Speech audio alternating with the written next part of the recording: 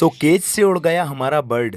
दोस्तों जैसे ही हम कॉलोनी में छत पर आए और अपने बर्ड्स को दाना देने के लिए हमने उसके दाने के कटोरे को बाहर निकाला और उसके अंदर गाइस में दाना भर ही रहा था। उतनी देर में हमारा बर्ड जो है केज के अंदर से देख सकते हैं किस प्रकार गेट खुला छूट गया था। तो उसने अपनी तरकीब लगाई और वो कॉलोनी के अंदर उड़ गया दोस्तों, और बाहर निकलकर इस तरह से पिंजरे पर चिपक गया, आप देख सकते हैं। और फिर मैंने सोचा कि इसको पकड़कर अब अंदर करना पड़ेगा। देख सकते हैं चारों ओर कॉलोनी के अंदर ये डंडी पर बैठ रहा था।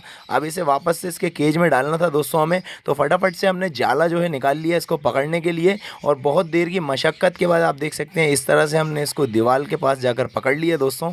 और उसके बाद इसको इसके केज में हमने जैसे ही डाला तो देख सकते हैं अब ये जाकर तुरंत से ही मटकी के अंदर चला गया, और मटकी के अंदर जाकर ये फीमेल के साथ बैठ गया।